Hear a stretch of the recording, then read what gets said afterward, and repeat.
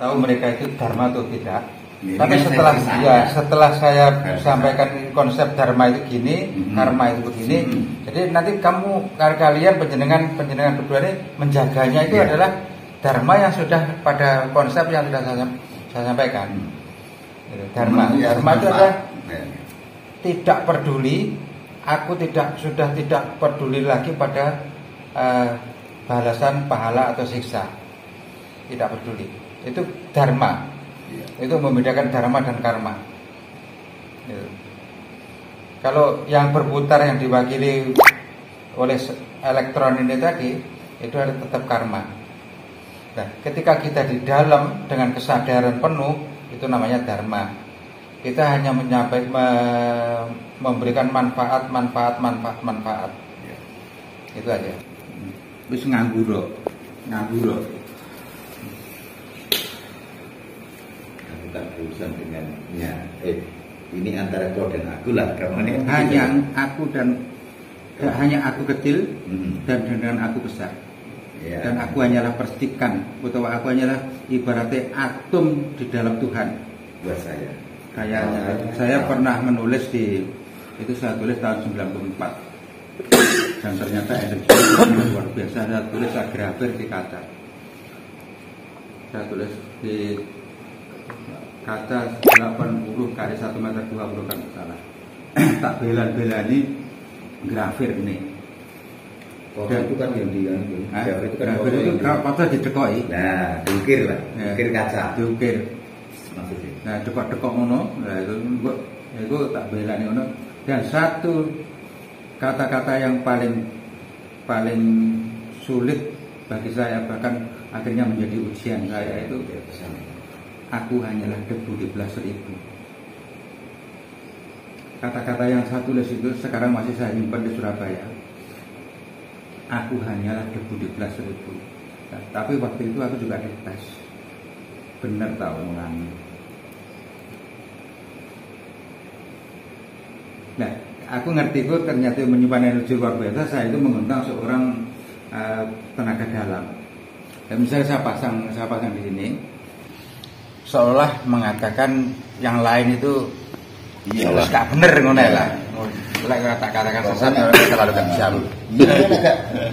Terkotak oleh suatu atau terlalu kesempitan pandangan yang sangat sempit. Pandangan pelakunya loh. Tahu adalah kebenaran dari seluruh jagat raya. Oleh karena itu, tahu boleh juga disebut kebenaran atau aturan. Tahu ini tidak berbentuk dan tidak bisa dilihat. Tiada suara dan tiada bau. Tidak dapat diperlihatkan, serta juga tidak dapat digambarkan. Akan tetapi bila tidak ada tahu, maka semuanya tidak ada berkelanjutan. Tahu ada di mana-mana, di langit, di bumi, benda-benda, masalah, serta di dalam manusia. Pada manusia, tahu ini dinamakan hati nurani. Bila ada seorang yang melakukan hal-hal yang berlawanan dengan hati nurani dan kebenaran dari Tuhan, maka akan dikatakan perbuatannya telah membelakangi kehendak Tuhan. Tahu adalah kebenaran yang takkan pernah berubah. Jagat raya, manusia, serta semua masalah selalu berubah. Hanya tahu yang tak pernah berubah. Ribuan tahun yang lalu bila seorang mendapatkan tahu, maka ia mencapai kesucian. Tak cukup, tak sedikit itu aja.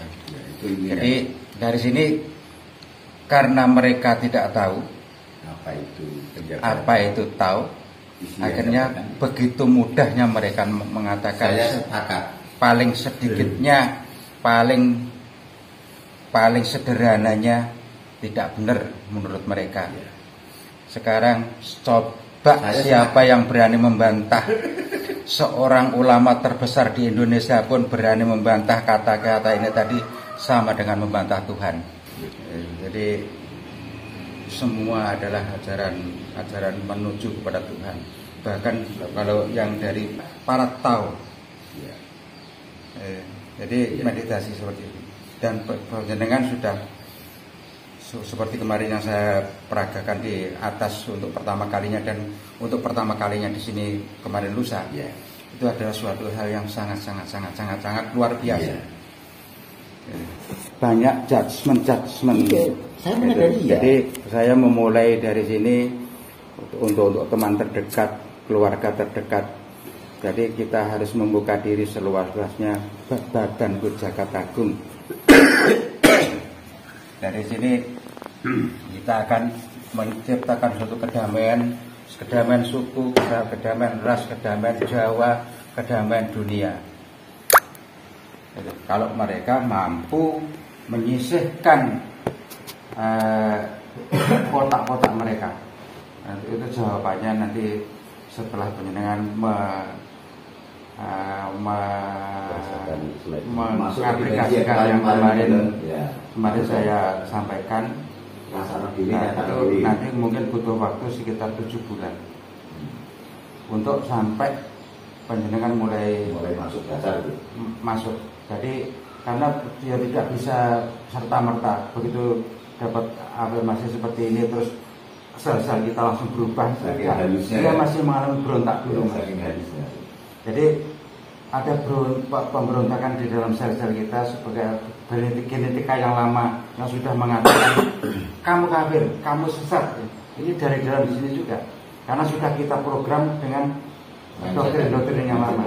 Nah, ketika kita masukin afirmasi seperti itu, ini juga masih berontak dulu. Jadi perlu waktu mungkin sekitar 7 bulan. Itu penak ae. Tapi sing awak dhewe sing ora penak ora iso urung iso sik memutus sementara itu kan mungkin kewajiban kita. Karo ngejak. Tapi kula anu lho wektune anu Pak. Kecil ini sudah menjadi genetika. Tahun Ya, sudah menjadi genetika. Menyatu darah daging. Untuk menjadi dharma itu perlu proses kiri kita tanamkan kepada daging ini dharma. Dia protes ini. Iya, maksudnya awal abot untuk melepaskan yang itu tadi berat sekali. Makanya saya bilang tadi mungkin butuh waktu 7 bulan. Lah aku jadi berapa bulan, aku berapa tahun itu.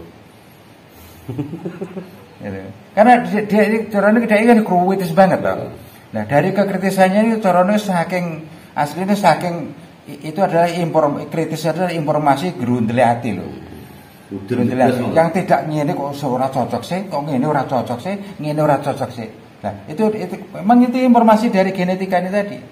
Nah, ketika kita tancapkan genetika baru atau perintah baru berupa cahaya batinku cahaya agung, itu ini protes ini protes. Maksud saya badan ini. Tapi itu sebenarnya dengan kedatangan penjenengan menurut saya itu adalah jawaban dari Tuhan penjenengan atau Tuhan alam semesta yang ini. Tapi penjenengan kudu siap berdharma.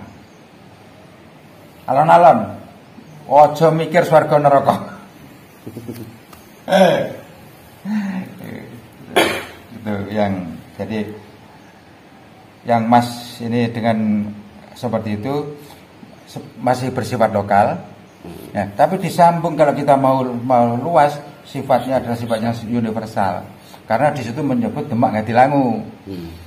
Nah itu loh. Itu lokal ya Demak Gadilangu. Nah, ketika kita geser kepada Daya Cahya Wujud semesta, tidak hanya Gadilangu, tapi masih nyambung karena arahnya yang Gadilangu ini tadi arahnya ke situ, ke Daya Cahya Wujud. Nah, jadi akhirnya carane kayak ibaratnya aku wong Kumengsun, wong Keminter aku ndek murid loro, tapi tak regeng tak anu kabeh. Apa ki? Tak iki wah iki muridku, iki ya muridku. Iki lek ibaratnya anu, tapi saya kan tidak menggunakan istilah guru. Saya menggunakan istilah apa? Komposer aja. Jadi mereka adalah temanku, panjenengan adalah temanku. Bahasa yang lain merangkai. Nah, merangkai. Siji dirangkai, ini dirangkai. Itu tidak bisa dikatakan lokal atau tidak universal, tapi arahnya ke universal. Nah, iya. Anggap aja mama kalimat Allah itu ganti yang lain lah mama. Mama ini diminggirkan dulu. Karena basicnya Islam kan mesti tidak akan pernah lepas kata Allah, Pak. Ya. Kalau basicnya Jawa tidak akan pernah lepas dari kata Gusti. Fokus tekad jujur adalah hal yang sangat utama, sehingga menjadi kerentek kok lulus itu fokus tekad jujur yang syariat utama, sedetil-detil mungkin, dan itu harus bersinergi di antara 3 kata itu, benar-benar bersinergi. Aku ngomong ngono karena saya sebagai pelaku buktekne berbagai macam, dari seorang yang kadang waktu itu madang sedina sepisan, mendino gayane korangon kadang medong jati, kok sekarang seperti ini.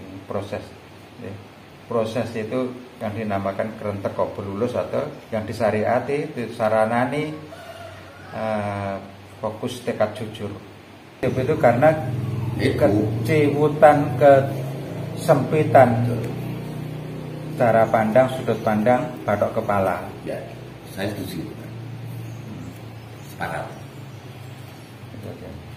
Nah, ternyata yang ada sekarang ini benar-benar sudah mencapai suatu kesempitan yang luar biasa.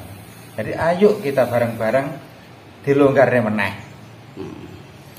Caranya meditasi dulu Mas. Jantung lerem, sikil lerem, relax, tangan relax, kuping relax, hati, jantung, ginjal, moto, wis pokoke isi kepala relax kabeh sik ngono kae. Mau meditasi ya. Ya. Relax kabeh. Terus sebutkan organku relax. Lek kok gandeng ngono kok ora temu. Ora temu. Lek kok ropel jadi seluruh organ relax itu gak ketemu karena sebut terlalu bias. Ya. Jadi kita misalnya kita gini dirasakne, apakah kakiku sudah relax? Kakiku relax. Nah, terus apakah tanganku sudah relax? Nah, gini. Oh ya. Kroso. Lebih detail, lebih detail. Gitu. Disebut. Oh, ternyata belum relax. Oh iya. Terus misalnya apakah pernapasanku sudah relax? Lek sing ngos-ngosan kroso. Karena satu-satu dideloki. Ya. Oh, belum relax. Apakah ototku sudah relax? Oh, ternyata masih. Oh, cek kaku.